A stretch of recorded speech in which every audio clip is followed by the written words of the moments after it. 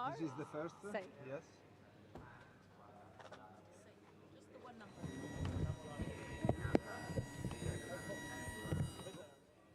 Sono già qui. Sì, sì, siamo pronti.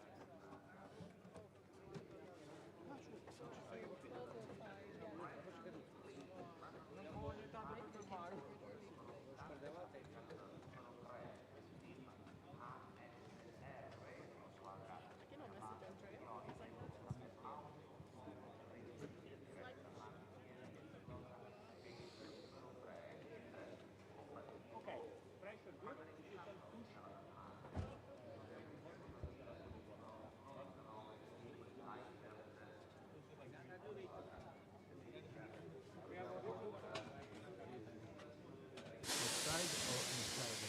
Outside. Outside.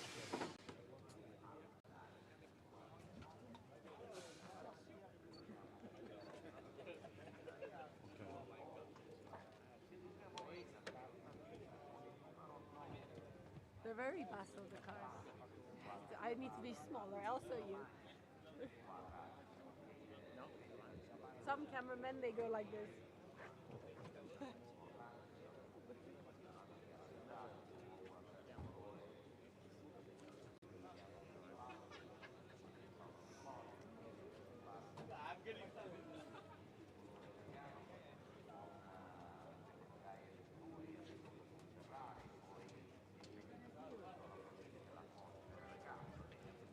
I would like that auto. No, not yet. I'm lost on this as well. Yeah, I see that. What did you do last night? I know just there is during a lot the of pit clubs lane, here. I was screaming. But it's so You can send my regards to the director of the movie because we didn't see my fantastic start. So I'm really, really annoyed. It's him? How we didn't see my start? How we didn't see my The start? driver has something to say to you. Non c'è. Edo. A partita. Perché? Dov'è? He's not there actually. He's Who? gone. Director. You have to wait till he comes back. And Yes. He knew I was coming at him, so. Guy.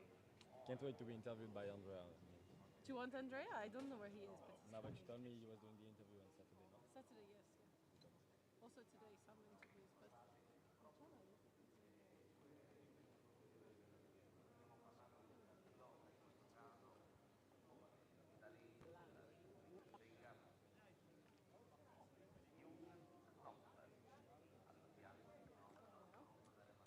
He's hugging people. We're on now? No, 1 minute. Less than 1 minute, 30 seconds. 1 minute. I'm coming back, don't.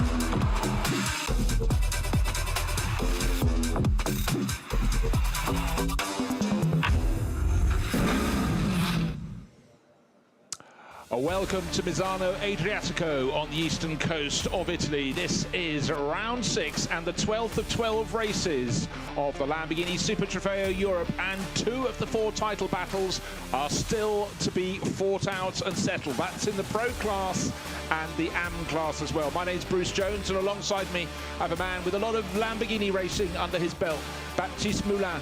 The stage is set, the day is warming up, but it's still quite cold here in Misano. Yeah, it's still cold, not easy for the drivers to warm up the tires. It will be something quite tricky to manage at the beginning of the race, of course, but I'm sure they are enough professional to manage it perfectly. Yeah, so a lot to think about, and the drivers, they have focus. Let's go down and join someone who's second in the championship, Paul Levey. He's with Dakota on the grid. Paul, now this is slightly further back than I've ever seen you guys before. P12 for Adam, so not a great qualifying. You've still got a smile on your face. You seem to always have a smile on your face, but it's championship day today, and this is the final time to be able for Adam to win and clench the title of that championship. Now you're in P3 as well, I believe, for the championship, so it's also important for both of you to score points today. Yes, what a day to go racing, all to play for. For me, P3, yeah, but, we don't care about P3. We want to win the championship for VSR. In 10 years, it would be their first ever pro title in this championship. So, yeah, all the target is about this, and we'll push very, very hard to go for that. Now, what's the plan today? Obviously, similar conditions, a little bit warmer today, but slightly different humidity. Is there anything you learned from yesterday that can be applied to today's race? Of course, as soon as you drive, you learn something. So today is going to be a bit different setup. We did some changes to be even quicker, even safer on the tires, and yeah, to maximize our package. We worked a lot yesterday with the data we had from race 1, and I think we have a fantastic package. And now we have to do the job, Adam and I, and we will do it. Good luck, Paul, and good luck to your teammate Adam as well. Thank you very much.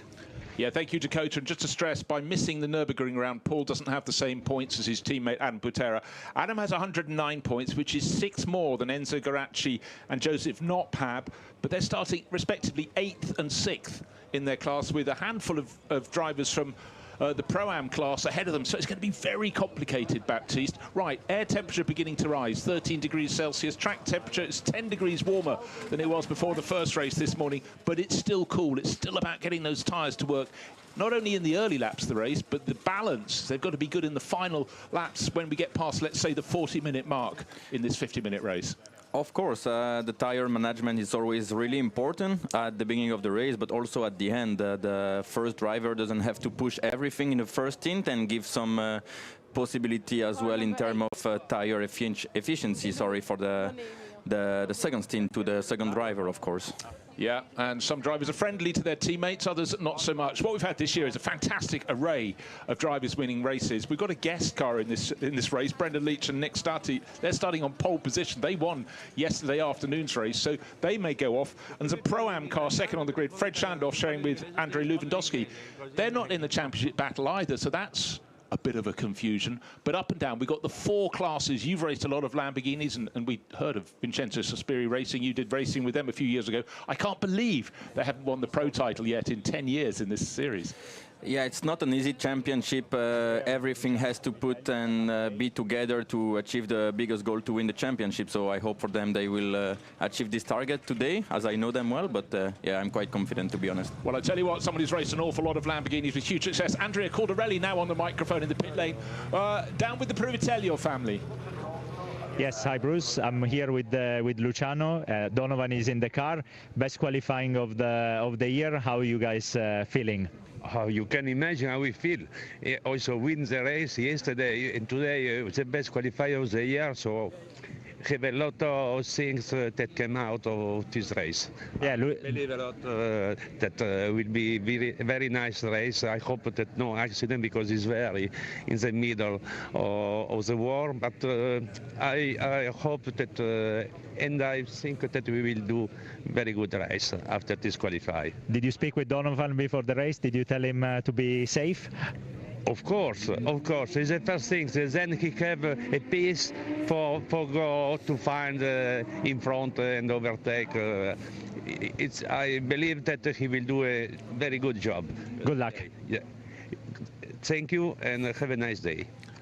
Thank you. Great to hear from Luciano Privitello, and it's so rare to have a father and a son racing together. And Donovan's qualified very well indeed. He's about 6 places ahead of the class champion in their category, Karamoje. So their car entered by Vioba Course, or one of the many cars from Vioba Course, looking good. But it is about the first corner. We keep talking about this, Baptiste. It's a very tight first corner here at Misano. Very easy to make a mistake. Yeah, of course. It's always important to finish the whole race. First corner at the start is where you can win everything, but also lose everything. And generally, you can lose faster than winning, unfortunately. But yeah, it will be quite tricky as usual, the first corner. But I'm confident that the drivers knows that they have to go to the finish line. So.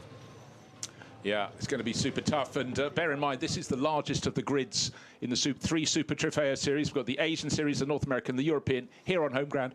The grid is so long, the last few cars are actually curled around the final corner, turn 16. Here we have the site, 18 rows of cars. The colour codes will let us know the 4 classes, Pro, Pro-Am, Am and Lamborghini Cup. There's a little flash in the top corner of the windscreen where you can see their colour coding. But already, the Pro-Am title has been won by Georgi Dimitrov and Stefan Guerra and Karim Ojay. Got a point for pole position for yesterday's opening race here for this championship, and that was enough for him to clinch the Lamborghini Cup title in the junior class, if you will. But 4 classes we have to focus on in this full grid of cars, 36 cars. It's really packed. And just to talk about that first corner again, it's right, it's immediately left and right again. And sometimes you get drivers cutting out turn 2. They may get penalties, they may not. Now, the eyes of Fredrik Schandorf. This Dane is really fantastic in a Lamborghini wherever he races in the world. He's starting the outside of the front row. That's the pit wall side. He's running a Pro-Am class car, sharing with Andrei Lewandowski for Autosport Racing. So right now, the driver is focusing. He's imagining that first corner. When they come to the start, there'll be 2 formation laps. But then it's a very short rolling start. It's very hard to get all the cars round the final corner before the front lots have come under the starting gantry. So the 5 red lights will be on, and then they'll flip them out. The first race today, it was a very long hold. Today, with more cars, I think it might be a little bit shorter. Now, facing Pier Giacomo Randazzo, he's sharing with Stefan Trebudini. He is just 4 points down from the points lead in the Am class, so real focus. Very strong driver pairing, but you can get caught up in other people's battle. 50 minutes of a race. A pit stop some point in the middle, and I would think Pier Giacomo will come in quite early when the pit window opens, so he can hand it over to Stefan Trebudini, who is the quicker driver in that pairing. There is no disgrace in that. Looking down at the final corner, turn 16, as I said, the last handful of cars aren't even in a straight line to the starting gantry. They will be closer together when they come around on the rolling start. But actually, we're missing 1 car, so 35 cars on the grid, but it's absolutely packed. 16 turns spread around 4.226 kilometers, and for all the drivers, it's about trying to gain a place on the rolling start to the first corner, but not ending up with contact. We've had cars spinning there, often not the driver's fault. There's a little instruction on the steering wheel, which of the 16 turns you're at, but right now the drivers understand it. They've had a lot of track time, which is great, isn't it, Baptiste? Almost need this meeting at the start of the year so they can get the feel for the car. We've got the World Finals tomorrow, and for Adam Putera, he's leading this championship by 6 points, but just remember, he's starting 8th in class. That's not good. Yeah, but as we saw, we have some Pro-Am cars in front of him. For sure, it's really important to not lose time with the Pro drivers, which normally start the race now. And it will be also really important for them to, later on during the race, to overtake the Am drivers directly and to not lose time. Yeah, and in these cooler conditions, it tends to be not so savage on the tyres. However, the flip of that in the opening laps, the cars, even though they have 2 formation laps, are still going to be trying to get their tyres up to temperature. I mean, do they take the risk of going, we'll be good in the early laps, we'll put our tyres on high pressure, then we'll get some more heat in them, but it won't be so good at the end of the race? It depends how you want to split your race. But right now on the front row, we've got 2 outliers. They're not lying at the front end of the championship, but they want to have the pride of winning the last race of the final round of 2025 in the Lamborghini Super Trofeo Europe. And for their teammates, all they can do is sit and hope and pray. And maybe they want to see what happens at the first corner. Maybe they don't. But every driver, Baptiste, has a different way of getting their focus for the race ahead. So, an absolutely full field of cars heading out. Formation lap time, 1 job. Don't put it off. The other job, get some heat into your tyres. Get the confident feel you need, because though the first corner is not a fast one, it's a tight one. Once you get onto the faster part of the circus, you're pushing on. You don't want to be running wide. So let's take a look at the grid. Kiwi Lamborghini Super Trofeo expert Brendan Leach on pole position alongside Fredrik Schandorf, the Dane for Autosport Racing, close in time. Sylvan Ritter for Leipzig Motorsport drew a good result with his teammate Igor Orychev, who last year came through to win the World Finals. I think it was on the final lap at Jerez. Rising star Patrick Fraboni will start 5th for Target Racing. Benedetto Strignano started way back yesterday, worked his way up to about 6th, so he could have a better result today. Guido Lucchetti, one of many drivers running solo. And Dimitri Engelbert, very well placed indeed in the Pro-Am class. 3rd on the grid in the Pro-Am class, 8th overall. Row number 5, Joseph Knopp, the first of the championship challengers. He He's starting 9th, but that's 6th in class.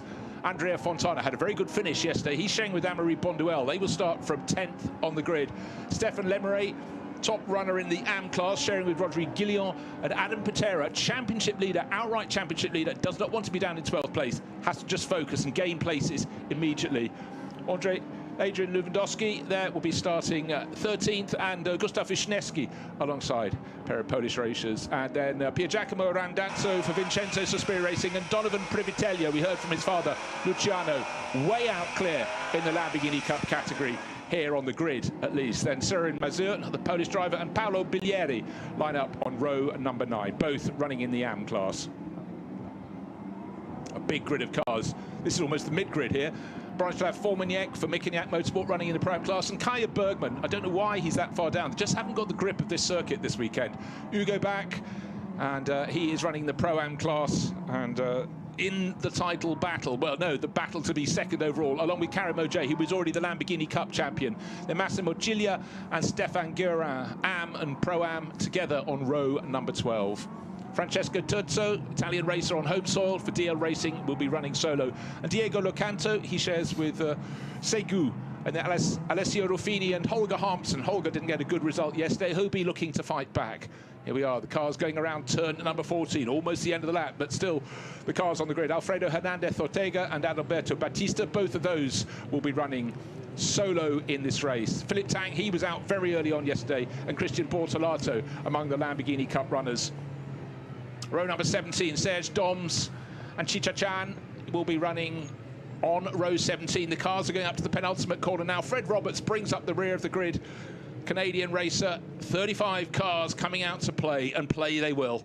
And the Urus pulls off the pace car. Now, who's going to lead into the first corner? They haven't even got to the final corner yet. The field doing what it has to do, getting closer and closer. 2x2 formation. On pole position, we've got Brendan Leach alongside Frederick Schandorf. Multiple winners. Sylvan Ritter looking for a good result. Igor Oritsev, last year's World Finals champion. The lights are red. All 5 of them teams, they should be nose to tail right here. Who's going to get the jump? It's a long hole, but looks like a very, very good start from pole position from Brendan Leach. He pulls immediately across the nose of Fred Schandorf.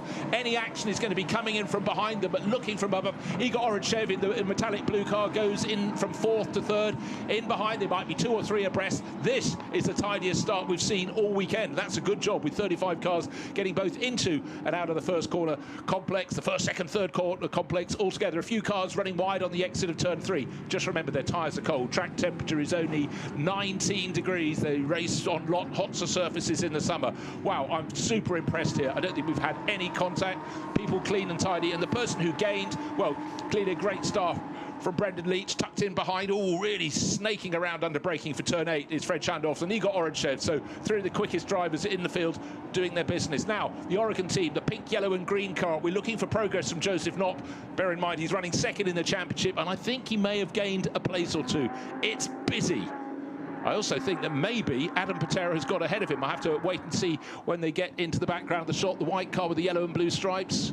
Yeah, I think he's already made the move. I think there is Adam Patera gaining 1, 2, potentially 3 places. He's side by side with the Oregon car. That's the one he needs to pass. Oh, there is a faller. Well, there was always going to be one, but I thought we got away. Car number 41, Christian Bortolato. Well, whatever is untoward, he is parking that one up. We're down to 34 cars. Tidy start, though, Baptiste. Yeah, well done to them. No one cut the second corner, which is quite impressive with that much cars on the grid. Well done to them. Yeah, exactly. So now we expected the front 2 to settle down in the lead.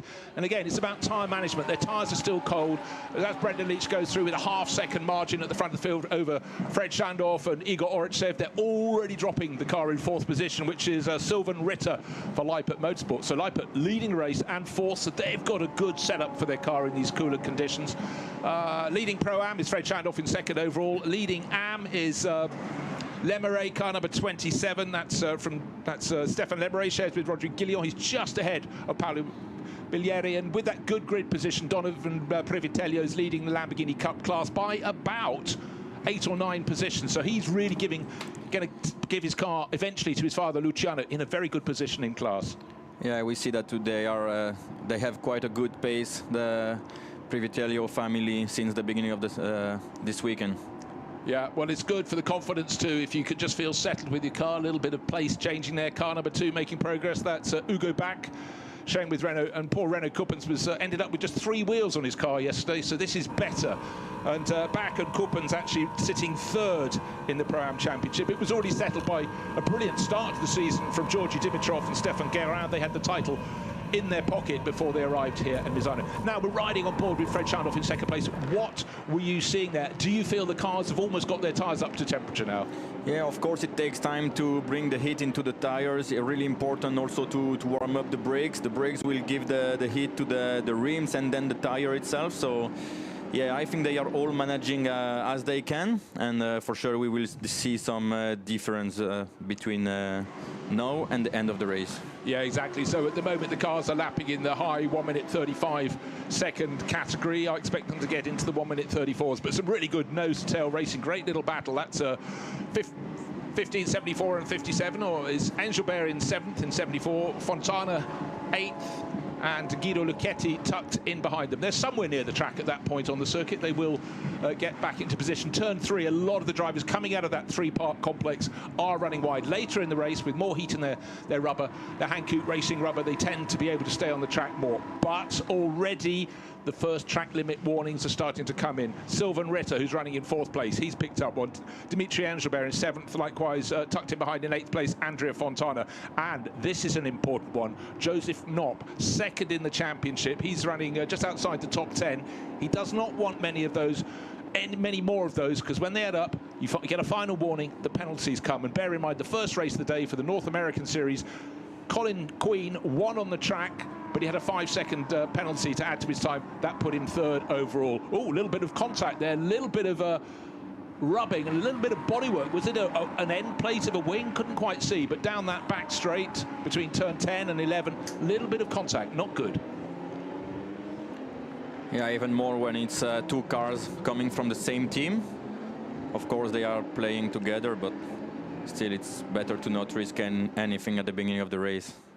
Well, Guido Lucchetti is getting very, very tough indeed in that little scrap, 57 and 10. Luchetti's on the outside, but I'd say that Andrea Fontana is giving back everything that he is being given. The car tucked in behind is Adam Putera. He is the outright championship leader. He'll be frustrated. He's probably quicker than they are right now. He does not want to guess wrong, get on the outside of their accident and be caught up. But importantly for him, the car behind him is the one he's fighting in the championship. So that brilliant start from the Malaysian moved him ahead. He started 8th in class, but the car he had to pass is the car that's trying to go back, and Joseph Knopp, the driver from Czechia, had to back out of that one.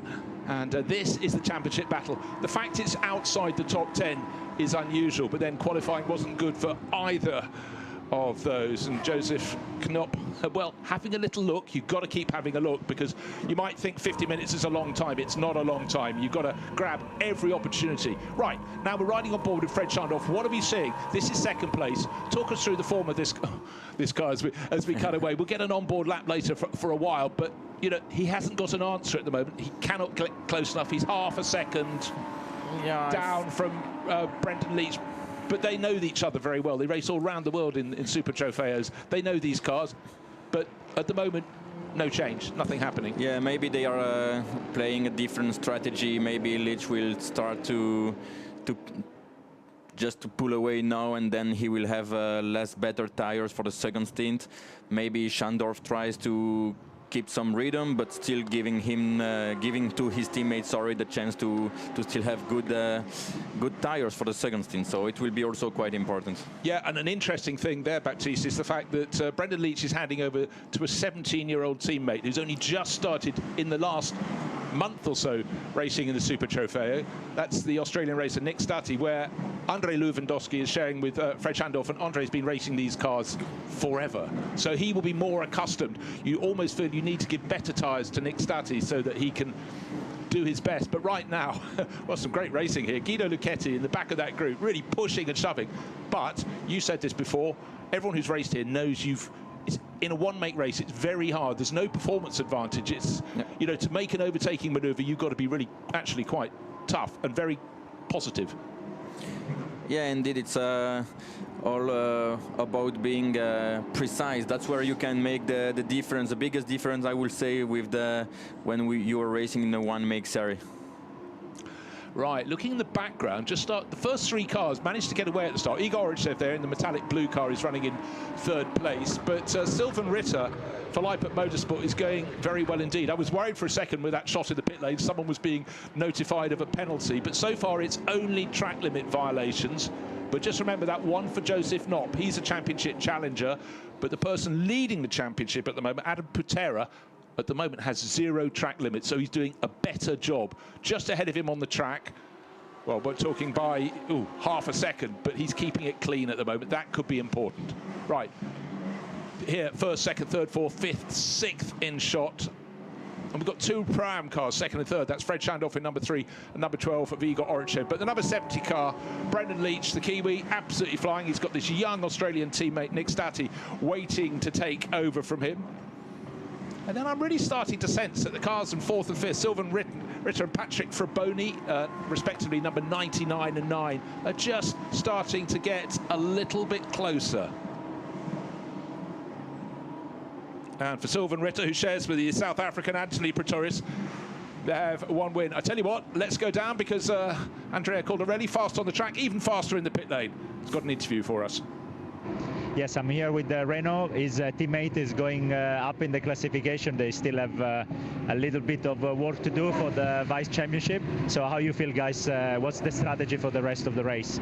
Actually, it's difficult for me to say because I'm not in the car, and we changed completely the setup from yesterday because we had some problem doing the slow corner, and also we lost a lot of points because we didn't finish the race. But actually, it's not so bad. I think he had a good rhythm, and we will see.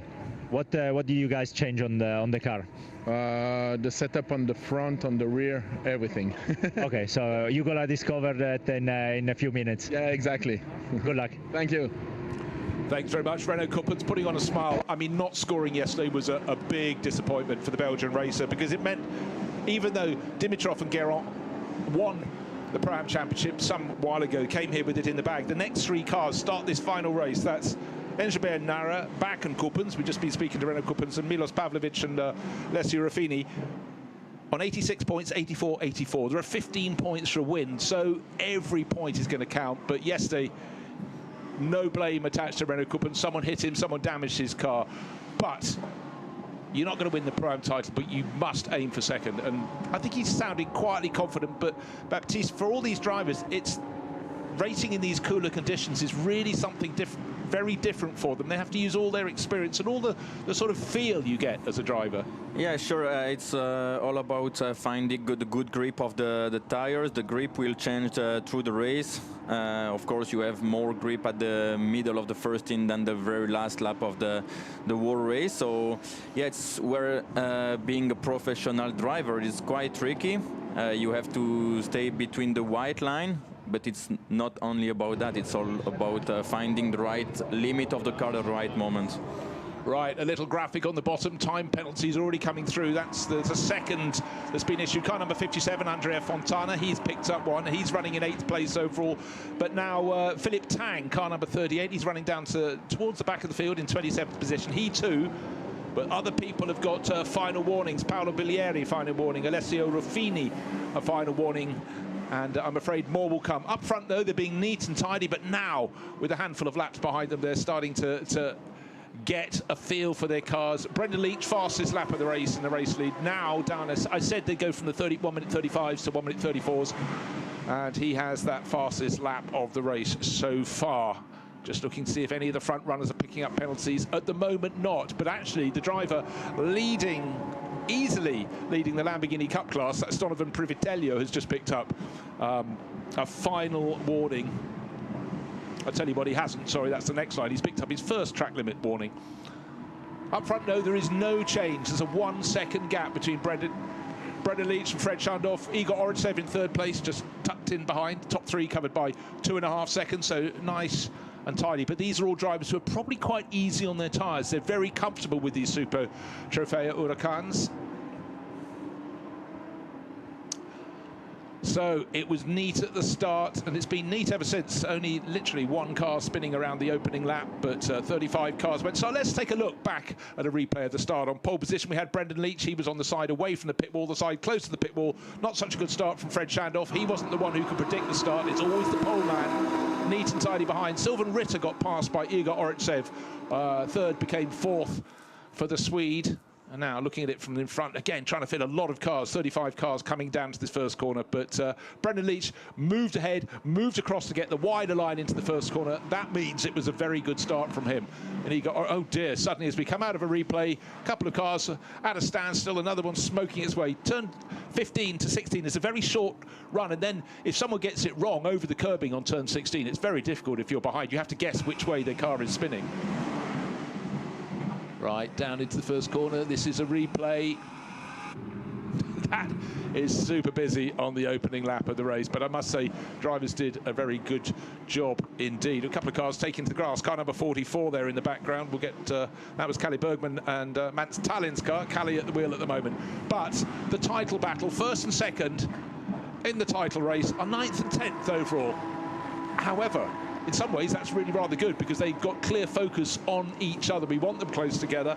But Adam Patera, there's a 3-point difference between first and second, 15 to 12. That's the number of points you score for those positions. They won't be getting that. But as long as Adam Patera could even just let car number 36, Joseph Knopp, go past and sit on his tail, he knows where he is, but he doesn't want to do that. He wants to stay in front in number 6. That's the car from Vincenzo Sospiri Racing. Actually, what they don't want is a load of other cars around them. They want to focus on their own battle. But right now, the Malaysian racer, fourth in that pack of cars. There it is, car number 6, being followed by Joseph Knopp, car number 36. What are they going to do? When are they going to make their pit stops? Obviously, not until the pit window is open. At the moment, they're running 7th and 8th overall, 20 seconds down on the race leader. However, the race leader is not important, nor is Sylvan Ritter in second place. That's in the pro class. However, there's some pro-am cars between them. You could hear the rotation. Who has gone around? Someone just in front of one of our cameras? Well, they appear to have disappeared. Maybe they went deep into the gravel. Now, one thing we were talking about, Baptiste, is there aren't too many gravel traps here. There are some big ones beyond, but are you a fan of the tarmac area outside, or would you prefer to have gravel? Honestly, as a racing driver, I always prefer to have a gravel bed around the track. It makes it safer first, but also easier for the track limits. But of course, we are in Misano. Misano welcome also the motorcycle races. So in those kind of racing, they have to remove the gravel beds, and so that's why we have those conditions here. Yeah, well, I think it's very, very sensible indeed. Right, let's just look back at the lead of the race. It's just stabilised. It's 1 second. Looking in the Pro-Am class, they're running second and third. There's just 2 seconds between them. So it really is very tight at the top. But the top drivers, they're all lapping 1 minute 34.8, 1 minute 34.9. Those a bit further back, not so fast. Keep an eye on Patrick Fraboni, because he is young and going very nicely indeed. He's actually as fast as the race leaders. He's running in 5th place overall. He's got to try and catch Sylvan Ritter. But even though he's 5th overall, he's holding the points for 3rd place because there are 2 Pro-Am cars ahead of him. Now, 13 and 79 getting close together. So right the way down the order, we've got battles in this field. Car number 13 making the moves is Georgi Dimitrov, sharing with Stefan Guerin. And they are Pro-Am champions, but with Stefan at the wheel at the moment, he's fighting with Sorin Maziot, just outside the top 20.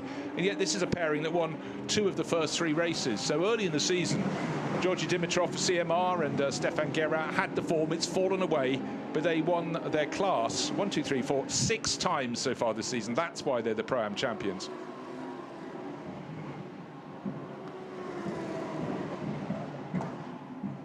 Down to the first corner, the yellow flash means it's a car in Pro-Am, and it's car number 66 for Vincenzo Sospiri Racing. So that's Pier Giacomo Randazzo. And bear in mind that he's started this event, this race, the 12th and final race, down 4 points down on Massimo Ciglia and Pietro Perolini in the AM class. And right now, he's just 1 point down overall. This is how tight it can be. Ciglia and He's managed to take 3 points out of them in this race. He's got to find another one to get equal, and one beyond that. And then he and his teammate, the very talented Stefan Trebudini, may yet get this AM title. Still over half an hour remain in this final race, the 12th race this season. Now here is the concentration. Giacomo Randazzo, look at that level of focus. Yeah, we can clearly see he's really focusing. He's even speaking to himself. We all do it. We all do it. Speaking maybe to his car. Yeah. Yeah, Giacomo last year won the AM title, would like to make it 2 in a row. And again, that was one with Stefan Trebudini. It's always good if you have continuity. You have the same co-driver. If you get on well, you can talk about the car in a way you begin to understand and share. All right, lots of concern on the pit wall. What are we going to do with tyre pressures? How are they for the first driver? Do we need to take a bit of pressure out? Right, 5-second time penalty. Car number 38. No, Adam Putera, championship leader, has just picked up a time penalty as well. Well, that could be something in the final reckoning, because he's only 4/10 of a second ahead of car 36, his championship rival. They might be running 10th and 11th. However, that is not a good thing. It's what you really focus on not getting, a track limits warning. But for Adam Putera, he was very close to the number 57 car of Andrea Fontana, who's already got a 5-second time penalty. There is the message on the screen. Championship leading car in problem. What he's got to do is, when he hands over, Paul Levette has absolutely got to do everything, and maybe, just maybe, that's okay. But another thing, 5 seconds, if it was taken off him at the moment, would drop him about 6 positions, maybe behind Hugo Bach. So things could become complicated, but it's a 50-minute race, so there is time. But that is not a good thing at all for Adam Putera.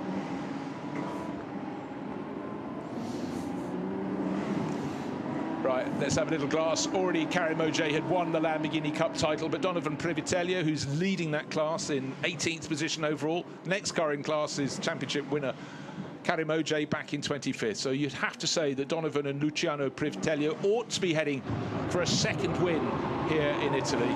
But, well, still plenty of time for things to go right, for things to go wrong. That's a second 5-6-second time penalty for Andrea Fontana. So that will drop him even behind Adam Putera. So still these things can change. Half an hour remains. There is no change at the front of the field. Bunched up in the middle, but our race leader, Brendan Leach, 1 second ahead of Fred Shandorf. It's down to 9/10 of a second.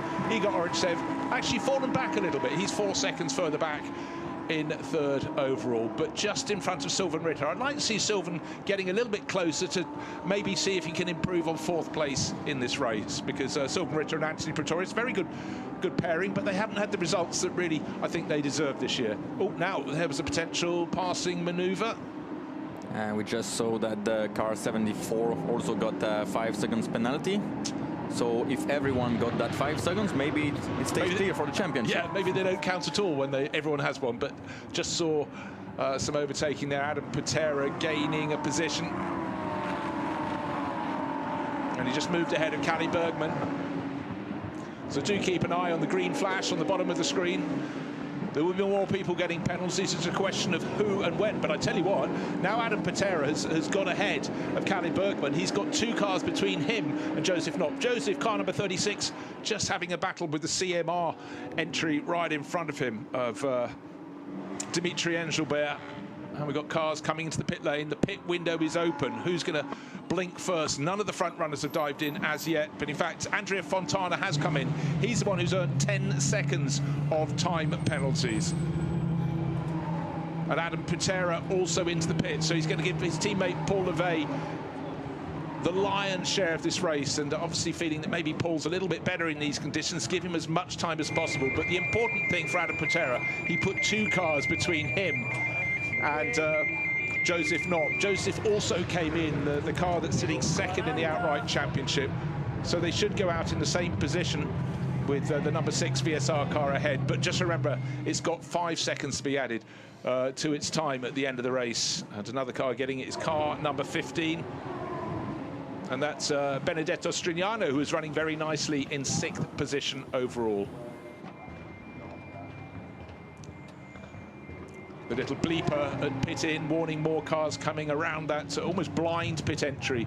The 90-degree turn within the pit lane to the left. You come around just before turn 16, turn into the pits, and you come around the corner, then your crew can see you. It's a short pit lane with a very, very long exit, and more of that a little bit later on. Philip Tangs picked up another 5-second penalty. Alfredo Hernandez Ortega, he gets one as well. Up front, though, Fred Schandorf has actually got closer and closer to Brendan Leach. Remember, the gap went out to 1 second, it came down to half a second, and now, well, it's 1 car length. Yeah, we were speaking about the tire management. I think that's now we can clearly see the difference. Clear line of sight going into turn 8. Want to take a good bit of curb on the inside. Yeah. Well, just right on board, I think we're going to have Fred Schandorf coming in quite soon. But what are we seeing here as he chases down the race leader? Yeah, he's really clean with the car. He knows what he does. Not stressing the tires, not stressing the car at all. Managing just to bring the car in a good position for his teammate and then try to clinch the win on this race. Of course, the cars close right up. They go down to turns 13, and then this one, turn 14, where it really, really slows down. But he closes right in, but then under acceleration. Don't expect these cars to come in yet. You leave your quick driver, your pro out as long as you possibly can. Turn 15. Now let's see what they do in terms of track limits on the exit of this one, 16. Yeah, those tyres are properly up to temperature now, aren't they? They can stay within the track without taking too much meat out of the tyre. Turn 1. They go. Right, 0.6 of a second between first and second. I cannot see this one changing up to the pit stops. They're doing a really good job, but they will be light on their tyres, so the second driver will have some good rubber beneath them. Yet another penalty for track limits abuse is coming for almost everyone. That's Alfredo Hernandez Ortega. Get 1 5-second penalty is bad. Get 2, it's a disaster for anyone in this race.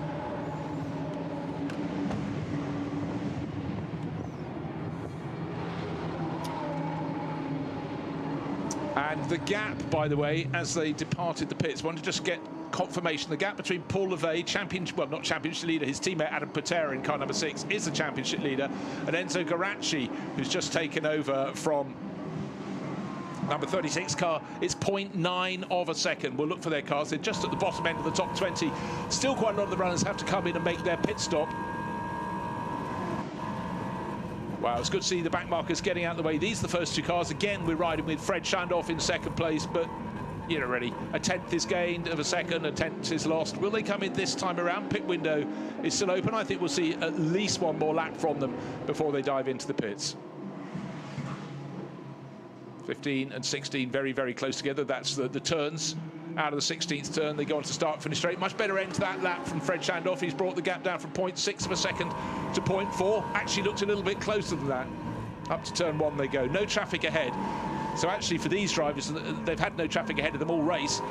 The lapping generally comes later in a race. We've seen a couple of cars that have just come out of the pits being passed, but it means your pro driver at this point can press, and absolutely get the best out of the car.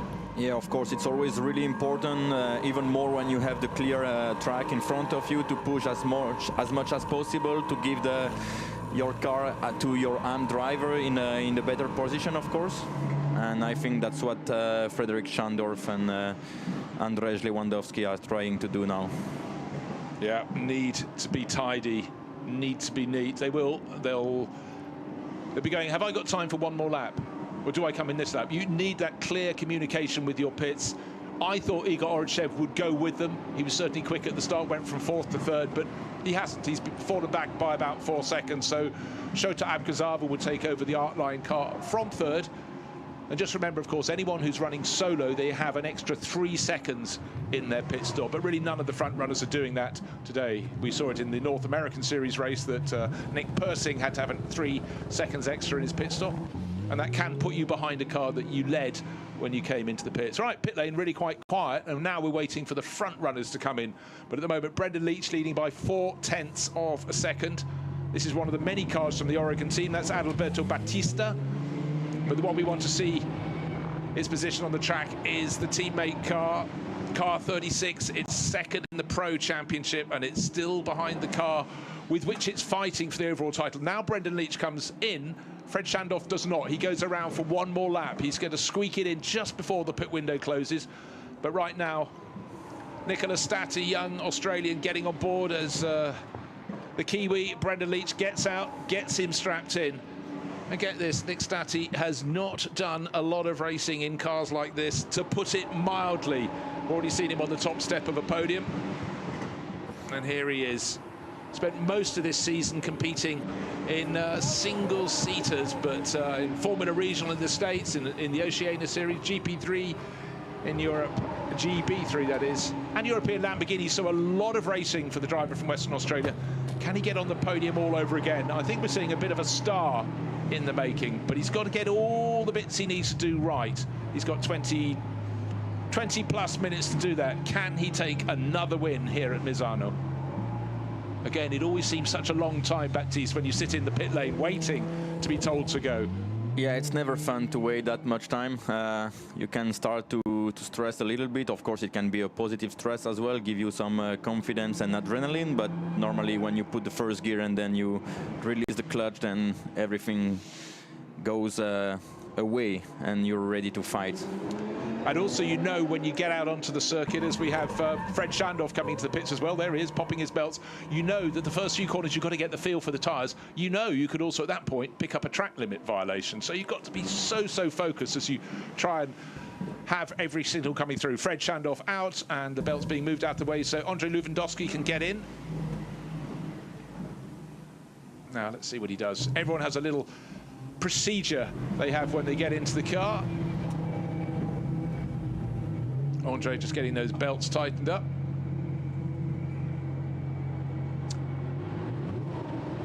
And just, did we spot Igor Orotsev come in? No, Igor has gone out and the pit window closes in 43 seconds. So got to look to see where number 12 is around the lap. I'm sure he's only down at turn 8. He may have left that slightly too late. I'm not trying to build drama, but I think he could be the wrong side of this equation. What do you reckon? He's only approaching turn 9 now. We've got 30 seconds left. Yeah, it will be quite tricky. I hope he knows, and for sure he knows already. But yeah, it will be quite tricky for him. I hope he will be make it. Yeah, we talked about we talked about how you need your pro driver to do as much time as possible. Well, they're going to work it down to probably the final few seconds. Just remember the pit entry. Once he gets in there, that's just after turn 15, before the final corner, but he's only now going down to turn 14. We've got 2 seconds left, 1 second, pit window is closed. Yep. Oh, dearie me. Well, let's wait and see if there's something I don't understand, but pit window is closed. Only now, I think, are we going to see. Well, I'll tell you what, he's gone through turn 16. He hasn't even turned into the pit lane. That might just be the graphic, however. Oh dear, car running slowly, car number 14. I think that's Adalberto Batista just trying to keep out of the way, but that, no, I think that's a driver with a problem. Or maybe he's just getting back up to speed again. However, yeah, Igor Orotsev did come in the pit. Sorry, it was the moving graphic that slightly caught me out. Now looking in the background, well, the reason going slowly was Adalberto Batista probably cross with himself for picking up not 1 but 2 track limits offences, 2 5-second penalties, just having a little moment on his own. That's why he was going slowly. He just rejoined. A little rotation, no damage done. The tyres won't be quite so good after that, but it was a low-speed corner, so really not too bad. Now, this is the car that I think may have come in just after the pit window, one of 2, and I think Stefan Lemeray came in about the same time. He got to the lead of the AM class. He's handed over to Rodrigue Guillon, whereas Igor Orotsev has handed over to Shota Abkazava, but I'm just beginning to wonder if they were outside the time.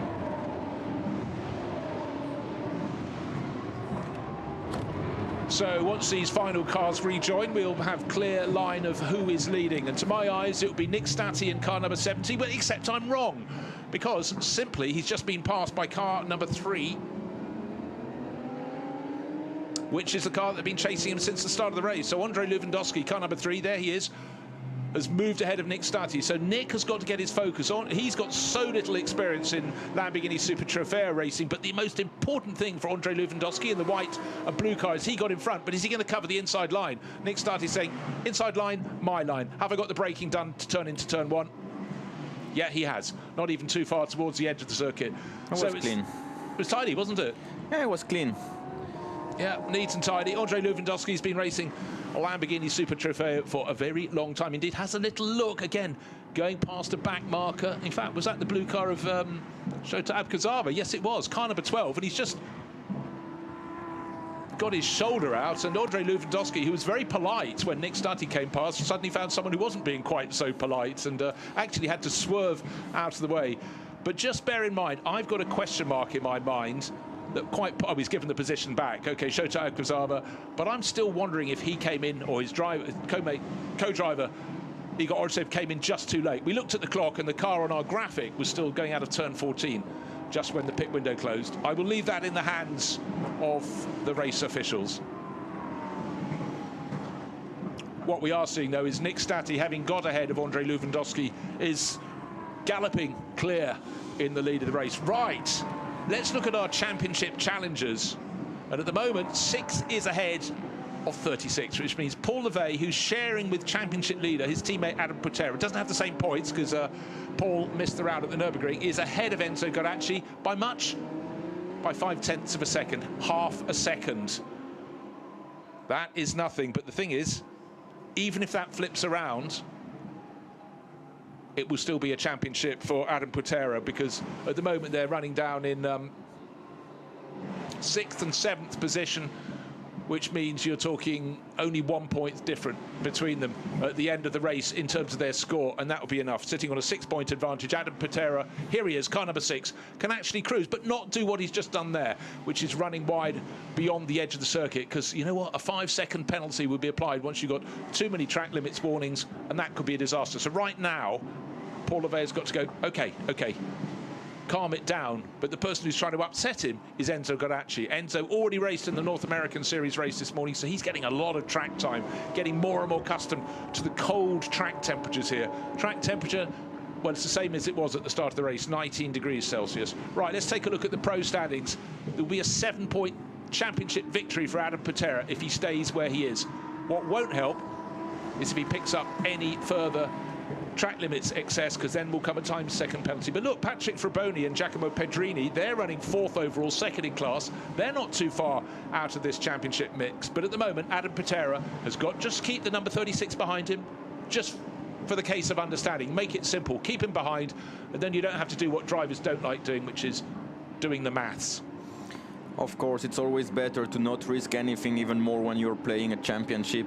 It's the last race of that championship. He knows, I think, what he is doing. So, yeah, it's always more clever to not risk anything. But it's also very difficult when you're driving at 90% or 95, not 100. You can just make mistakes because your focus can move around a bit. I know you're a professional driver, you race for a long time, but when you're quite young in your racing career, sometimes I guess your mind, it's about, what do we call it, mind management, don't we? Yeah, Keep and that that's focus. also what we call experience. More you drive, more experience you have, and I will not say more clever you become, but of course it helps on the racetrack. All right, let's look how close it is. The battle for 2nd place in the Pro-Am standings. Dimitri Angelbert and Anthony Nara, 94 points. Hugo Bach and Renaud Coupens, 94 points. And Paul Renaud out of the race yesterday, having been hit and had one of his rear wheels ripped off.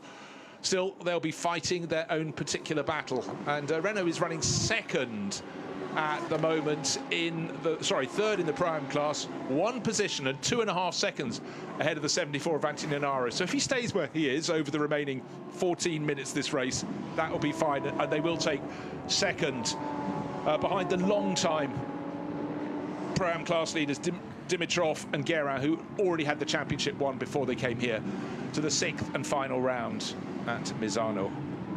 Also, the car number 66 from the VSR team just took the lead in the AM category.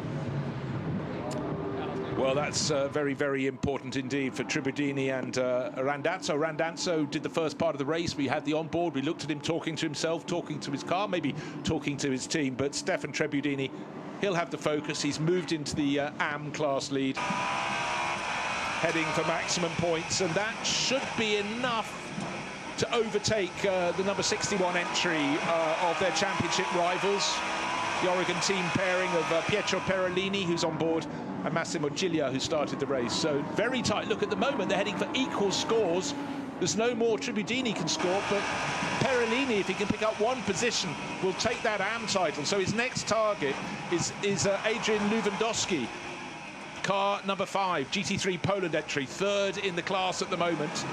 Ooh. A lot of these championships come down to the last lap on the last race. This is fantastic. It will be interesting until the last lap, indeed. Looking at the last lap, in terms of lap time, Perellini was faster than the other competitors in class. So I think he's pushing and he's putting everything that he has. Yeah, well, he's got to find 2.5 seconds to catch the car in front, which is Adrian Lewandowski. Catching is one thing, getting past is another. So car number 66 there, Stefan Tribudini, leading the AM class at the moment with a tilt at the title, but all he can do is keep moving on, not get track limit penalties. And likewise, Pietro Perellini has to catch the car in front. He was 2.5 seconds down. He's 1.2 seconds down. He's half the gap to Lewandowski. If he can make the move, make it clean, he's got over 10 minutes remaining in this race, over 11 minutes, then he and his teammate will take the title. He and Massimo Cilia. They started the race with a 4-point advantage. Now let's look at the Lamborghini Cup. Already Karim Ogier had that title in the bag. Donovan Privitello and Luciano Privitello still, well, he's actually just fallen behind Karim Ogier. So suddenly it's changed. They were sitting 8 places ahead up the track, but Privitello's just lost a handful of time. Didn't see what exactly happened in that. Pit stop under investigation for car number 44 and 12 now. Yeah, car number 12 is Artline. Oh, well, it's Shota Abkazava and Igor Oritsev. It's the 2 cars who I believe came in late. And car number 44, I didn't see them come in late, but that was Kalle Bergman handing over to Mats Tallinn. So that's unfortunate for the Artline team in particular. They were running 3rd before the pit stops and obviously wanted as much time in the car for Igor Oritsev, their start driver. He went from 4th at the start up to 3rd, ran comfortably in 3rd, 4 seconds off the first 2 cars, but unfortunately in their greed maybe to get an extra lap out of Igor Oritsev before handing it to Shota Abkazava, they were about maximum 10 seconds, maybe only 5 seconds away from sneaking into the pit entry to make their pit stop, but that was the sound of the pit window closing. We just received the answer. Car number 44 and 12 received 1 second penalty for pit stop too short. Pit stop too short. I thought they were late in.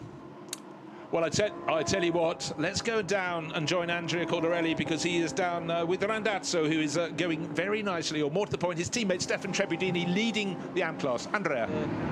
Yes, I'm here with Randazzo, obviously he's very anxious, so we'll try to keep it short. Come ti senti adesso? So che puoi andare a vedere la gara, come finisce, è tutto ancora da decidere. Sì, la gara è tiratissima, noi purtroppo ieri abbiamo commesso un errore. Dobbiamo vincere la gara e sperare che il nostro competitor Pietro Perellini, che è molto forte, arrivi terzo. Speriamo, è molto tirata, siamo al filo, incrociamo le dita. Grazie mille, ti lascio andare. Yeah, he said everything is super close. I think they are really fighting. If he's gonna get the other position, Perellini, obviously the championship is gone, but he's really anxious to go back to watch. Oh, thank you, Andrea. So many times an interview is done and what you fear happens during that pit stop, because Pietro Perellini has now gone past Rodrigue Guillon, who's fallen back 2 positions. Andre Lewandowski is still in front. He could have gained another position. But for Stefan Tribudini, he can do no more. He's leading the AM class. We heard from Pier Giacomo Randazzo. He can do no more. He's in the pit lane. And unfortunately, while we heard from him, it looks as though the AM championship has gone the other way. Further news is not only was the pit stop short for cars 12 and 44, but number 12 came in after the pit window. So that's a 5-second penalty. And that will drop it down the order. That means Giacomo Pedrini now, car number 9, has moved into 3rd place overall. Patrick Fabroni did the start of that race, but a little bit of team management went awry there. So 2 penalties in short succession for car number 12, the Artline team. Fast, but just unfortunately getting the wrong side of the pit window being closed. That's car number 12, graphic on the screen at the moment. So things will change. Shota Kuzawa might as well just see if he can get onto the podium at least, but those penalties will cost him. And in fact, I think Benedetto Strignano may be able, when those penalties are applied, move up ahead of him. But at the moment, there's 7 seconds between them. Up front, however, there is a huge lead, 10 seconds for Nicola Stati. Talk about a star being born here at Misano. Given the lead from pole position by his teammate Brendan Leach, but he is doing the rest, and at the moment has no immediate worries, except for our old friend track limits. But when you're sitting on a lead of 10 seconds, well, you can afford to just have a little bit more caution. Car number 27, Rodrigue Guillon's just got a penalty for exceeding track limits, so still they come. And until we get to the checkered flag, we've had limits being exceeded on the final lap of the race. We have to just keep our focus to see who is doing what. But the easy one to interpret is what's happening with our race leader, Nicola Stati, 10 seconds clear. There's a driver who started the number 70 car, Brendan Leach, still busy. He's not in the car, but he works very hard with Leipert Motorsport to make sure it achieves, and still passing instruction. But when your teammate, your co-driver, is 10 seconds clear, that's all fine. All eyes focus at the moment. Car number 33. That's one from the ASR stable, and that's Milos Pavlovic. He's pressing on, but he's just in 20th position, so he's having a really good fight, but not where he wants to be in the field. There we are, 33. He's always going to pick up positions, and he moves past the other Lewandowski, which is Adrian Lewandowski, who's running in the AM class. So let's look at those points. For now, Randazzo and Tribolini still 1 point ahead of Massimo Cilia and Pietro Perolini. At the end of a season, to lose by 1 point would be really, really cruel. But Cilia and Perolini pushing on. They could yet achieve this. Well, the driver who could well win this title is Adam Patera. He's got to wait only another 5 minutes or so. His teammate Paul Levey is out on the track, doing a great job. Let's hear from him with Andrea down in the pit lane. Yes, I'm here with Adam, obviously very anxious, but really excited at the same time. Still work to do. There are still about 10 minutes to go, but another BSR car there in front. How are you guys feeling? I'm feeling good. As it stands now, I win the championship, so hopefully everything goes well and ends like this. Yeah, just can't wait for the race to finish. How was the car in your stint? We saw you were doing quite well. Bit of a problem with track limits following other cars, but how did you feel with the car? Yeah, for me the car was really good. I think we had really good pace. But yeah, I started in P12 and it was a bit tricky, but I managed to pass the other championship contender in the start. Yeah, just really happy to pass the car over to Paul, and now he's going to finish the job. Okay, good luck, and good luck for the championship. Thank you. Thank you very much. So staying cool and calm, you could just see a little puffing out of the breath, but here he is being pushed very hard around the track. This is the car he's fighting with for the championship outright, but he's sitting on, well, his co-driver Paul Levey is sitting on a tiny lead, but Adam, we just heard from him, is sitting on a 6-point championship advantage. All they have to do is stay ahead of the chasing Enzo Garacci. Easier said than done. And by the way, very close, just having a little message that in the AM class, if Tribudini and Randazzo in car number 66 finish tied on points with Cilia and Perolini, they will win on countback because they've taken 5 class wins over 4. On the screen, though, Adam Patera, 7 points clear, does not want any incident. And we have had championships settled with one driver sometimes hitting the back of another, which is never good. It leaves a bad taste in the mouth. But at the moment, I'd say Enzo Garacci being very respectful. Maybe, just maybe, they can use the 2 cars ahead of them to try and gain position. But these are all front runners in among them. As Amory Bonduel, car number 57. Ahead of him is Anthony Pretorius, the South African. Very close. Is that good? Is that a bad thing? Is it better just to have a 2-car battle at this point, Baptiste, to keep things simple? I think we should ask them the question. It will be easier to answer, of course, but yeah, they have to finish the race and then see what happened. Of course, the car number 36 is pushing as much as possible. We see now that they are fighting together, putting the pressure. and nearly overtook there. So yeah, it's quite tricky. It's a nice racing, quite fair. So that's of course something we like to see. And let's see who will win the championship at the end of the race. Well, we're counting down. Just over 3 minutes remain. This is the 12th race. 2 rounds, 2 races each of the round. We started the European Championship in April at Paul Ricard. Went to Monza, great circuits in May, turning to June. Spa-Francorchamps supporting the 24 Hours of Spa in July, end of June, then August went to Nürburgring, then Barcelona in October, and now here for the final 2 races. Track conditions much, much cooler, and that's been an interesting factor for all the drivers. But a driver who's just not troubled by it at the moment is Nicola Stati. What he doesn't know because of lack of experience, he does know in terms of performance, and he's 15 seconds clear of Giacomo Pedrini, who's heading for a really, really good result. Car number 9 for Target Racing, running in 2nd place. And then the best of Pro-Am cars is right on the tail of Pedrini. Perellini's moved ahead of Lewandowski in the AM class. It might be the battle for 19th place, it matters not, but that suddenly means for Stefan Tributini, who's leading the class, that means he's now fallen to 2nd in the AM title race. And the gap between them, they won't close it. It won't be a swapping of positions on the track. 61 will still finish the race behind 66. But for Tributini and his teammate Randazzo, we heard from Pier Giacomo in the pits. Unfortunately, that was the result they didn't want. It means the AM title race surely now is going to the number 61 entry, and that is a really good result for the Oregon team from Massimo Ciglia and the driver at the wheel, Pietro Perellini. You can see that moves them 1 point in front. The clock, the hands move very slowly when you get to the end of a 50-minute race if you're in championship leading position, if you just manage to get it. And so right there, car number 61, that is Perellini, and that's the change of positions, moving ahead of the number 5 class rival of Adrian Lewandowski, the GT3 Poland runner. That's in the AM class. 2nd generation Lewandowski just keeping out of the way there. It was tight.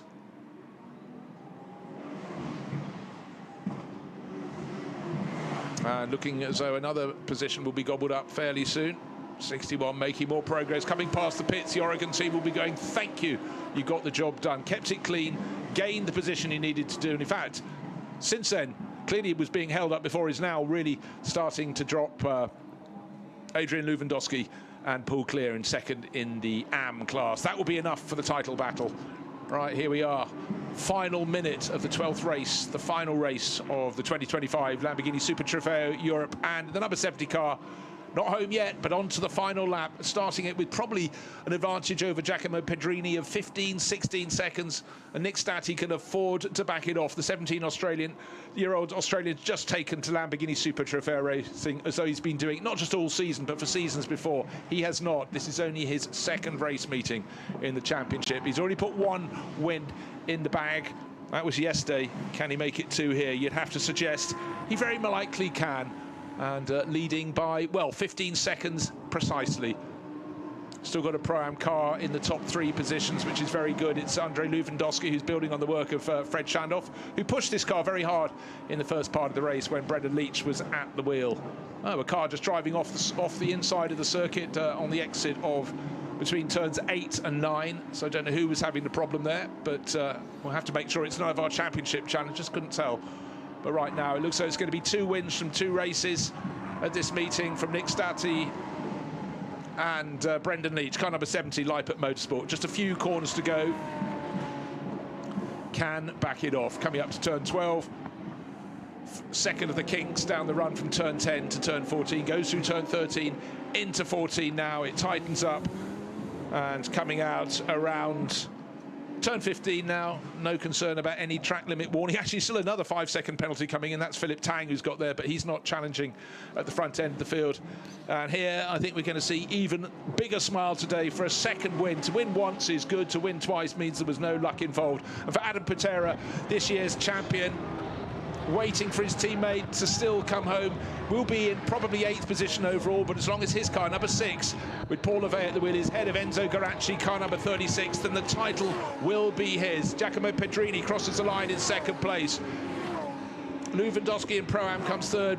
Now, who's going to be ahead, 6th or 36? Who's going to finish 8th? Not somewhere you normally go looking, but as long as Levey crosses the finish line ahead of Geraci, that means no maths are going to be involved at all. And he actually almost backed off and almost got past as they went past the pits, but there, Paul Levey, he missed the round at the Nürburgring. The car was driven by Janiello, but it was handed back, and he's done a fantastic job, the young French racer. And his teammate, his Malaysian teammate, well, there he is, the champion, not jumping up and down, but I think quiet satisfaction, got the job done. Very, very impressive debut in the European Championship, and with it a title for Adam Butera. Last few cars coming through to finish their laps. I don't know if we're going to have any changes further down the order.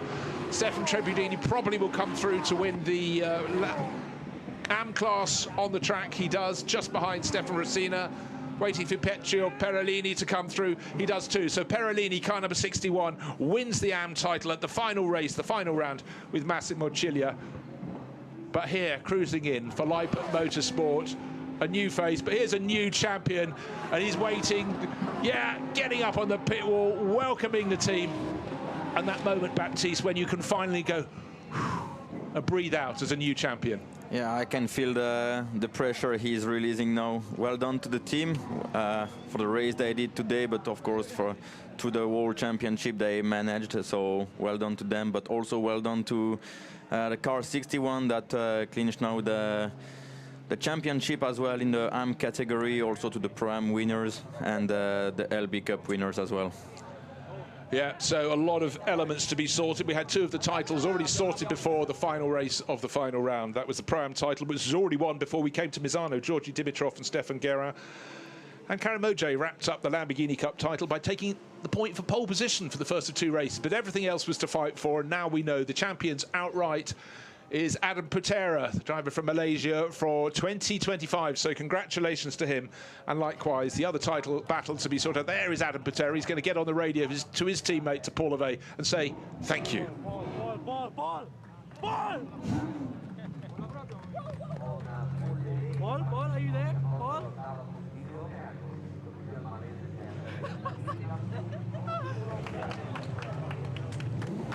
Well, that is the outgoing breath and the incoming champion. By the way, the Lamborghini Cup class, Karimojay, this year's champion, won that in 23rd overall. Brendan Leach, though, there to welcome Nick Staddy. What a pairing they're making. The Antipodean duo, the Kiwi who started, and the Australian from Western Australia, nailing it 2 days running in the European Series. And you can see the smile of satisfaction from Brendan Leach there.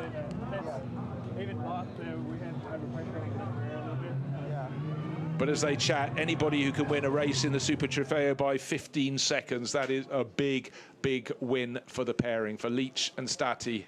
Car number 6, though, cruising in slowly, but just Adam Butera shouting in his ear, the new champion, saying thank you so much for Paul Levey.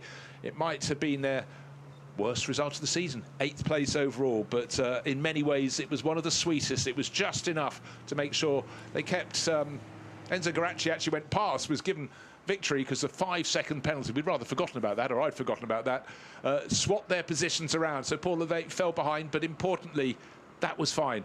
They had enough points. Still a few other people getting penalties right at the end. Stefan Rossina's just lost a few positions with a 5-second penalty running in the Pro-Am class. But as the cars form up for the last time in the European Series, you can be sure a lot of these drivers have already moved their focus to Saturday and Sunday. But for Brendan Leach and Nick Stati, it was a second win in 2 outings in the European Championship here at Misano. They got the job done and in style. But for the outright champion, Paul Levey is about to be greeted by the new champion. There's Adam Butera leaning in, and the release of pressure there.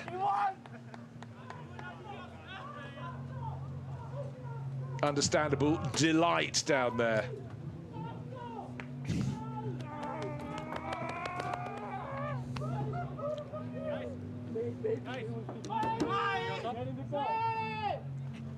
And we heard before the race that this Vincenzo Sospiri Racing has never won the pro title, but they have now. For Vincenzo, such a fierce racer in his own day. I saw him first in Formula Ford, then of course he was fantastic in Formula 3000, so he rose up the ladder, but he's got such a good team, races all around the world, but that's special for them. I tell you what, let's hand down and hear from our new champion. I presume Dakota is joining the champion, but yeah, I'm trying. there she is, trying to get it. There's Adam Patera. Let's hear from Dakota. Congratulations, guys. Adam, I know that you were really, really anxious to be standing in this moment, but you've done it. P1, pro champion in Super Trofeo Europe. Really, really cool. Your teammate hasn't quite done it with you, but next year maybe? Yes, maybe, but I won the championship, and I know it's just me, but I think this championship is as much his as it is mine, you know. He helped me so much throughout the whole year. I came to the championship as a beginner. I've never drove on any European track before this year, and being able to win the championship on my first try is insane. I'm at a loss for words. I'm incredibly happy. Let me call Paul. You can even say something to your family in Malaysian if you like. Yes, to everyone back home, thank you so much for supporting me throughout the whole season. I'm really far away from home, but everyone back home has been giving me amazing support throughout the whole year. So yeah, thank you so much. Thank you so much, guys. And Paul, obviously you're not winner with Adam, but it doesn't matter because you've won today and you've won for your teammate, and you're still a clear winner. Yes, exactly. On the grid, I told you we would do the job. I guess we did it. So now it's time to enjoy, focus on the World Finals, and yeah, just pure enjoyment. So happy for VSR. 10 years chasing this championship in pro drivers in Super Trofeo. It's the reward of 10 years of hard work, and yeah, I'm so happy for Jess, Vincenzo, Matteo, Ricky, everyone. Grazie mille, ragazzi. Grande. And your family? Yes, my family, of course, but they don't make the setup of the cars. Okay, there we go. Yes, thank you. Merci Padre, merci maman, je vous aime. Merci à tous ceux qui me regardent. Vous êtes incroyables, quelle énergie. Et on se revoit au final mondial dès demain. Thank you very much, guys. Congratulations. Really well done. Well, victory today was not theirs. However, they did the job. Victory was not theirs today, but Paul Levey brought that car home. Importantly, in that battle, he kept the number 36 rival car behind him until the time penalty cost him. But they had the points advantage. And his teammate, Adam Patera, on the pit wall, had to watch, had to wait, and then the title was his. It's quite an achievement to win a European title in your first series season racing in Europe. And also, opening round of the championship, they picked up an 18th place and a retirement. 9th place at the first of the two races the next round, and then the first of the wins came for Paul Levey. But let's move down to the number 61 crew. It might have been second in class today in AM, but it was a title victory for Oregon teams Massimo Ciglia and Pietro Perolini. Here they are. Pete's having a little cool off. Guys, a massive congratulations. Second, obviously, in class today, but a win in the championship in AM class. It was really down to the wire there. Massimo, you must be feeling on top of the world. Yes, for sure. I'm really happy. The season was really tight till the end. We won by just 1 point, so it's incredible season. Thanks to Pietro for all of your super start, and we won. Do you think your son's going to look back on this moment in a few years' time and think you're going to be his racing legend? Yeah. Hopefully. Peter, it was hard work at the end there, and I know it was really touch and go. I know you've been avoiding the interviews, but look, here you are at the end on the podium. Congratulations. Thank you very much. I'm super happy.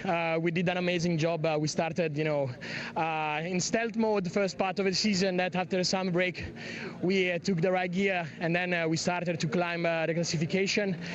Max did a perfect job. Oregon team, my family, all our friends supporting us, give us the possibility to achieve this result.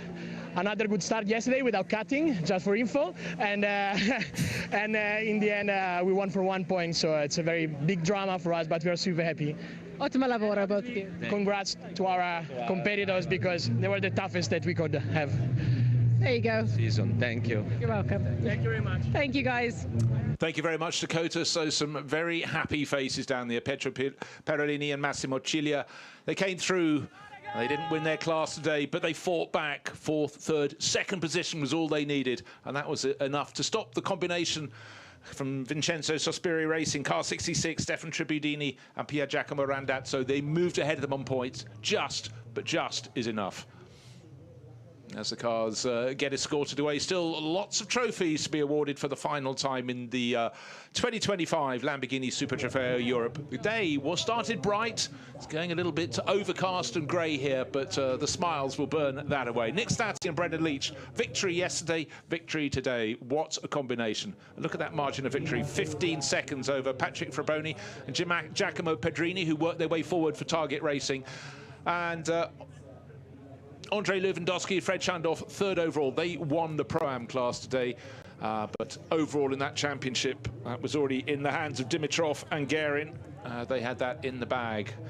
But an interesting race, and a few penalties changed it a little bit, but nobody could stop the pair that won. And that's Nick Stati, who finished, and Brendan Leach, who started from pole.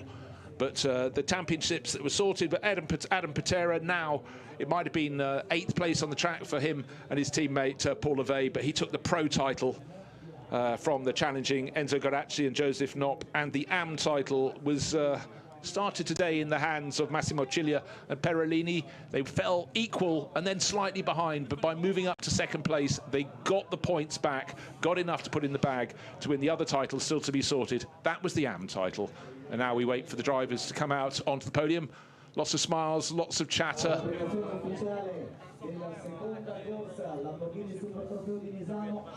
There's Luciano Previtello. Came home 3rd in class today in the Lamborghini Cup class. Donovan did a great job there at the start of the race. Con il numero 10, alfiere della scuderia romagnola Target Racing, arriva da Pistoia Toscana, Guido Lucchetti. So in the pro class, 4th on the track, 3rd in the pro class, Guido Lucchetti on his own, didn't drive with a teammate, so 50 minutes of racing, that's hard.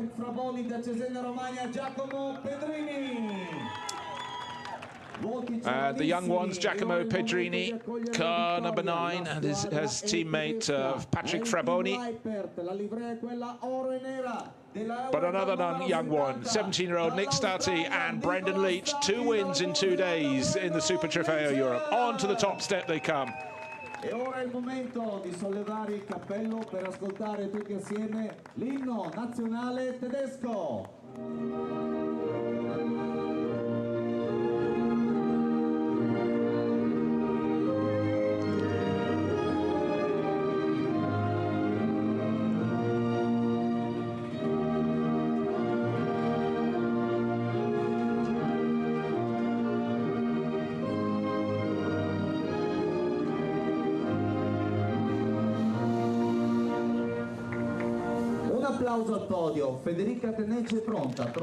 So the German national anthem ringing out for Leipert Motorsport with their 2 wins in 2 days. Guido Lucchetti, 3rd place for him. 2nd place, Patrick Fraboni and Giacomo Pedrini, but on the top step. Brendan Leach on the left, and Nicola Stati on the right-hand side. Don't know who gets the trophy first, but Brendan being very gracious there, handing it across. And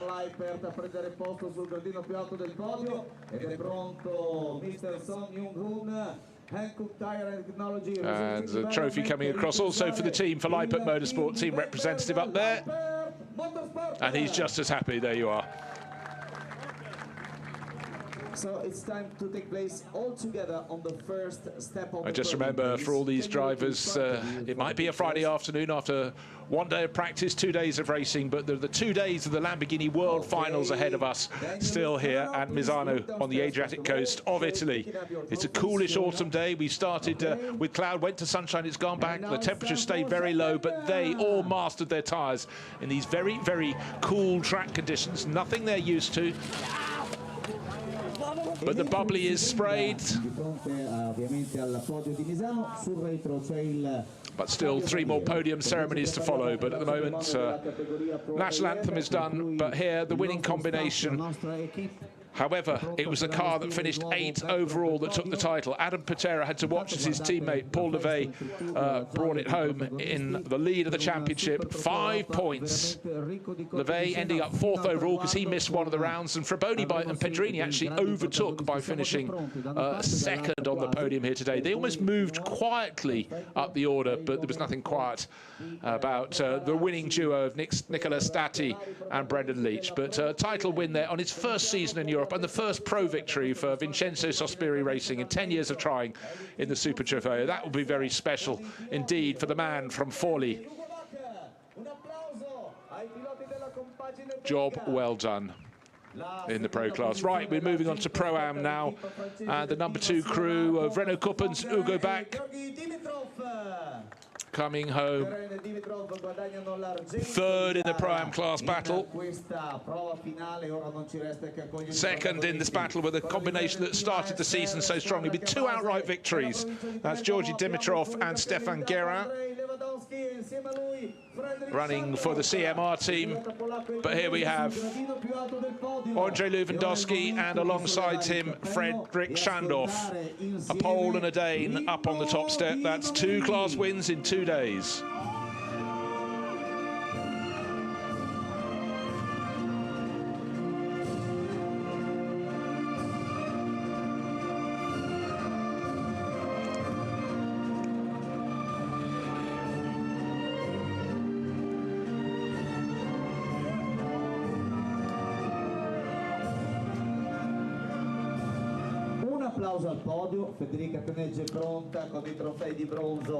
So the Italian national anthem ringing out for the race-winning team, which is ASR Autosport Racing from, well, Italy.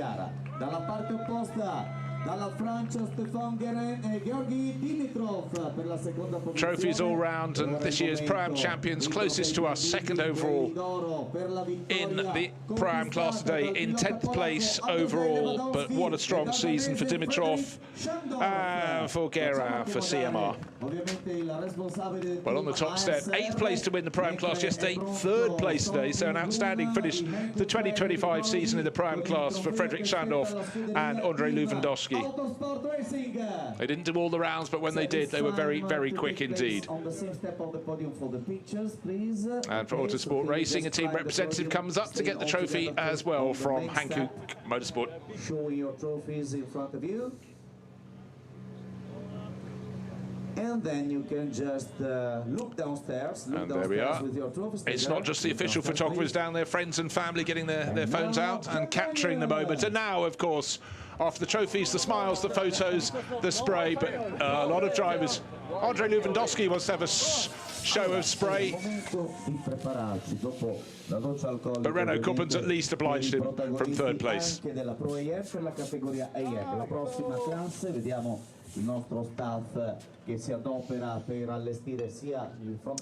But today, car number 13, Georgi Dimitrov, 2nd place in class. Already the title was his. There it is, Georgi Dimitrov, Stefan Guerin, well clear. In fact, look at that.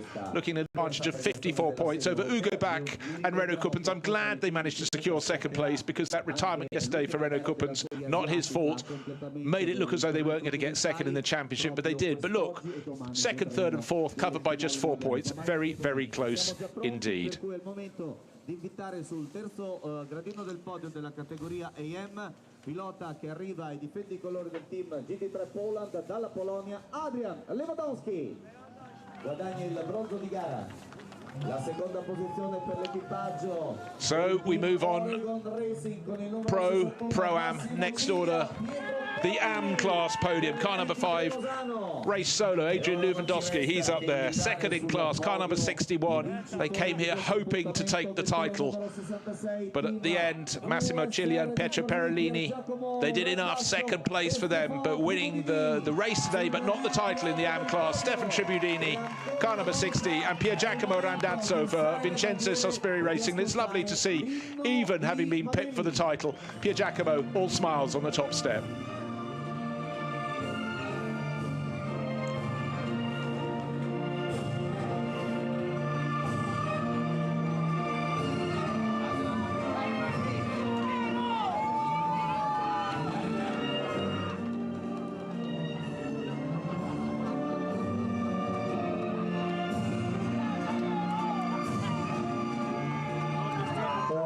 applauso al podio. Federica Peneggi, coordination of racing car events per Lamborghini è pronta.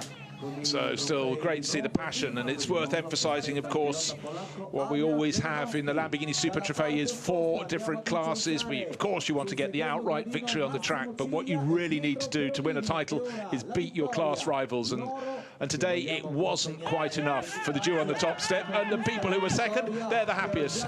Cilia and Perolini on the left of the podium, very, very excited with life, and quite rightly so. VSR di Forlì e invitiamo Mr. So Jung-hoon di Hankook con il trofeo che spetta. A good gaggle of friends, family, teams and official media down below, and still one more podium ceremony to come. Doubly checking the screens, no late penalties coming through. A lot of drivers getting problems for track limits, but I would say today they behaved a little bit better than yesterday. Fewer track limit warnings, which is definitely a good thing. Still smiling, that's what we want to see. Young fans, that's what we want to see as well. There's certainly some very young drivers coming in and making their mark in the Super Trofeo. Bear in mind, this race was won by a 17-year-old, not in the classes, outright. His name, Nicola Stati. Well, I don't know what they're saying, but it's the smile of happiness and a great video action there. Still the Lamborghini Cup trophy podium to come, but that was a good one. And taking the championship in the final race, it went away from, they fell down to second place in the class on points, but Pietro Perolini fought back, and there with his teammate Massimo Cilia, topped by 1 point from Pier Giacomo Randazzo and Stefan Tribadin, today's AM class winners, but the title is theirs. Rodri Guillon back in 3rd place overall, but you can hear from the cheers from Massimo Cilia and Pietro Perolini, this meant a lot. And for Italian racers to win a title on Italian home ground, well, it's even better still. Friends and family will be here to cheer them on. We've still got the World Finals to follow.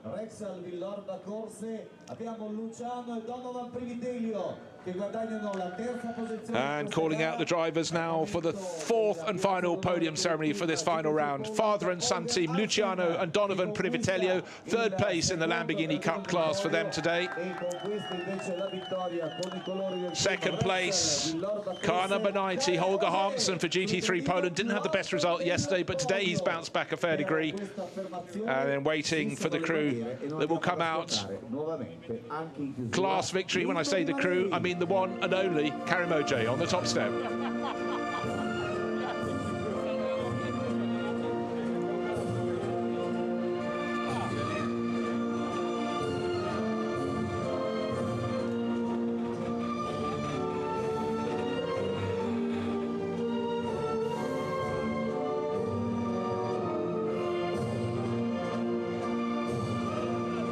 Applauso al podio, ed è il momento con Federica Peneggi di consegnare i trofei. Cominciamo con well, a really strong season for Karimoje, and the title, he clinched it almost as soon as he arrived here. He went out in the first qualifying session, took class pole, and that was enough. He gained the bonus point, and the rest of this meeting has been a luxury for him and for his team, Veorba, of course, because he already had that Lamborghini Cup class title in the bag. And today, again, another class victory for him. And that was just enough. 1, 2, 3. I think that was his 6th class win. I might have counted that wrong, but what a consistent season for Karimoje. There on the top step, smiling away. Tire and technology. It's time for the pictures all together. Perfect. Drivers know what to do. Look downstairs with your trophies. The clearest instructions I've ever heard from a podium ceremony. Absolutely fantastic. But now they know what follows. And for Karimoje, time for some champagne. Will his rivals stay and spray? Of course they will. Very well mannered.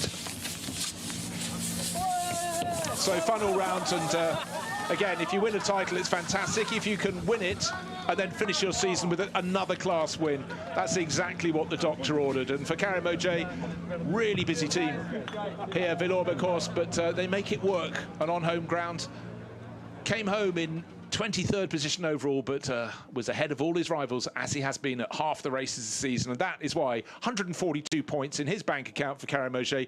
And then the Privitello father and son team, Luciano and Donovan, just finishing 1 point ahead of Holger Harmsen. Holger will be just a little upset he didn't get a good result yesterday. But for the Privitellios who supported Super Trofeo for years, second, they'll be really, really pleased with that. So good to see. And the smiles on the podium, I think that told the story how much they enjoy racing these fantastic Huracan Super Trofeo cars. So that is it for the 2025 Lamborghini Super Trofeo Europe. And let's take a look at the highlights of the 12th and final race. It's here at Misano. All eyes on the lights. Red turns to green, 5 lights each, but Brendan Leach, a brilliant start from pole position, chased down to the first corner.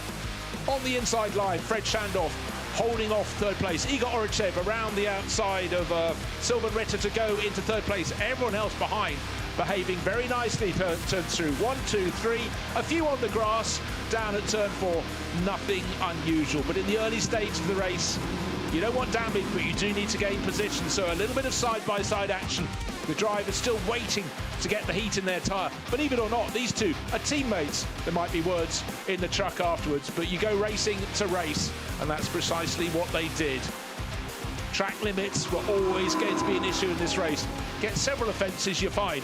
Get too many, you get the final warning. Now this was where it got really, really tight and tough indeed. But Brendan Leach still just trying to keep clear as Igor Orichev in behind was challenging car number 3.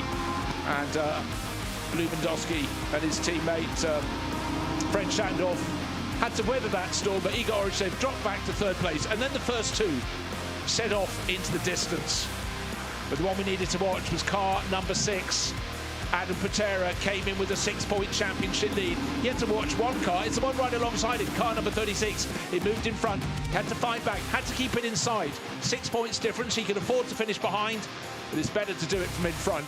And in front is where Life at Motorsport were, all the way to the finish. Started by Brendan Leach, finished in style by Nicolas Stutty. 15 seconds clear, a dominant win at the final round. But where would Adam Patera look down at his car?